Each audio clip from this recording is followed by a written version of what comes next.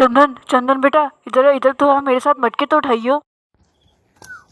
अरे किसे आवाज लगा रहे हो? चंदन मुखिया जी के घर गया हुआ है।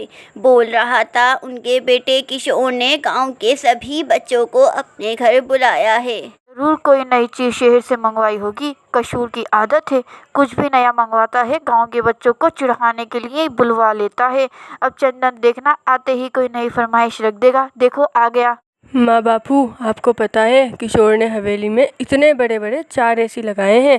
इसके कमरे का एसी तो मानो ऐसा चल रहा था जैसे बर्फ की सिली पर बैठे हों। बापू काश हम भी एसी में रह पाते, इतनी गर्मी पड़ रही है। एसी के तो अलग ही मजे हैं। बेटा, हमारी इतनी गुंजाइश नहीं कि हम मुखिया जी की तरह घर में एसी लगवा सके। किशोर भी ना तुम लोगों को न जाने क्यों घर में बुलवा लेता है। उसे पता है कि हम गरीबों की हैसियत नहीं है कि हम इसके जैसी जिंदगी जी सकें।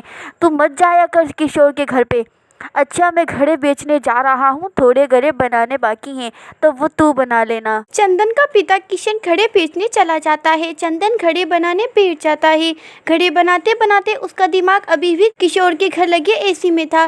तभी उसके दिमाग में आइडिया आता है। अगर मैं मिट्टी का एसी बनाऊं तो वो भी तो हमें ठंडक दे सकता है। अगर मैं कोशिश करूं तो मिट्टी का एसी बना सकता हूं।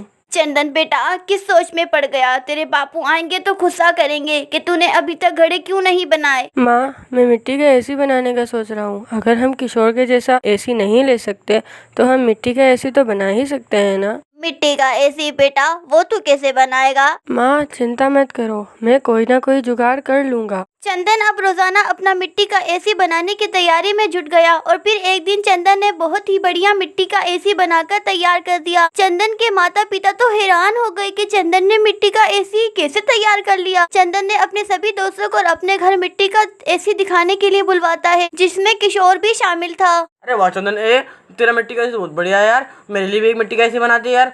भाई, मेरे घर में बहुत गर्मी होती है। हाँ हाँ बना दूंगा, चिंता मत करो, मैं तुम सबके लिए मिट्टी का एसी बना दूंगा। अरे मेरा एसी बहुत बढ़िया है, तुम्हारा ये मिट्टी का सस्ता एसी मेरे एसी के सामने कुछ भी नहीं है। हे हे। किशोर, एक तो चंदन ने इतनी मेहनत से एसी तैयारी किया और तू इसे गलत बोले जा रहा है यार। हमें तेरे से बात नहीं करनी, जा यार जा। देख लूंगा तुम सबको मैं। जानते नहीं हो मैं गांव के मुखिया जी का बेटा हूँ। ये बोलकर किशोर वहाँ से चला जाता है। अरे तुम्हें इससे ऐसे बात नहीं करनी चाहिए थी। चलो जाने दो, इसका गुस्सा ठंडा होगा, अपने आप आ जाएगा। माँ बापू आओ ना, हम सब इस एसी की ठंडी हवा का मजा लेते हैं। चंदन, तूने तो वाकई बहुत बढ़िया एसी बनाया है रे। ये तो बहुत ठंडक दे रहा है, पूरा कमरा ठंडा हो गया है भाई। ठीक कह रहे हैं, हमारा चंदन सचमुच बहुत दिमाग वाला है।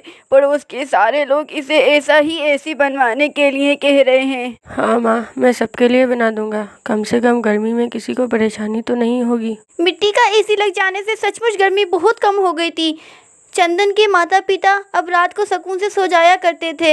एक दिन चंदन माँ बापू के साथ बाजार गया हुआ था। वापस आया तो उसने देखा कि उसके घर की खिड़की खुली हुई है और उसका मिट्टी का बना हुआ एसी भी टूट गया है। माँ बापू, ये क्या हो गया? हमारा एसी किसने तोड़ दिया? हमारे घर में कौन आ सकता है? क्या पता कोई जानवर घर में घुस गया हो और एसी को तोड़ गया हो। मैं तो खिड़की का दरवाज़ा बंद करके गई थी।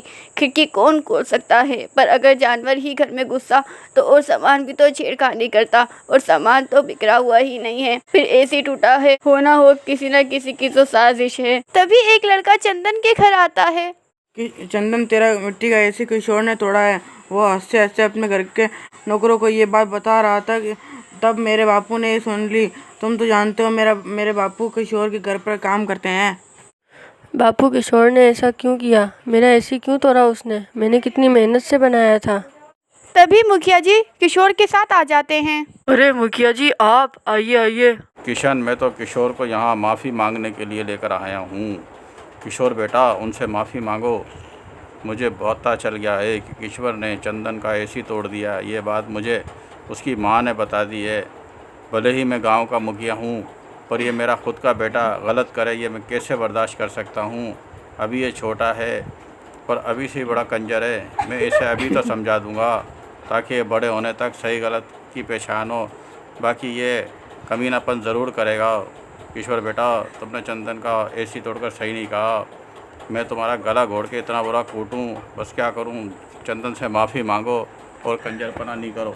मुझे माफ़ कर दो चंदन, मैं घबरा गया था कि लोग तुम्हारा एसी देखकर मेरे पास मेरे दोस्त नहीं आएंगे वापसी, क्योंकि मेरे पास दोस्त मेरे एसी के बहाने ही आते थे। अगर तुम इस तरह उनको घर में बुलाकर एसी दिखाओगे तो वो मेरे पास नहीं आएंगे, इसीलिए बस मैंने तुमसे बदला लेने के लिए तुम्हारा एसी तोड़ दिया था। कोई बात नहीं किशोर, वो तो मैं नया भी बना लूँगा मिट्टी का एसी। पर तुमने ये कैसे सोच लिया कि हम सब दोस्त तुम्हें छोड़ के चले जाएंगे? तुम हमारे दोस्त हो यार, ऐसा थोड़ी होता है। इसी तरह उसका दोस्त आ जाता है और किशोर और चंदन एक दूसरे के गले लग जाते हैं। वो तो मुखिया जी का बड़प्पन था कि उसने अपने बेटे को अच्छी सीख दी और दोबारा से जो है चंदन अपना एक नया एसी बनाता है और वो एसी बनाकर गाँव में भी बांटता है और ख़ुद भी अपने घर में दोबारा से लगा लेता है।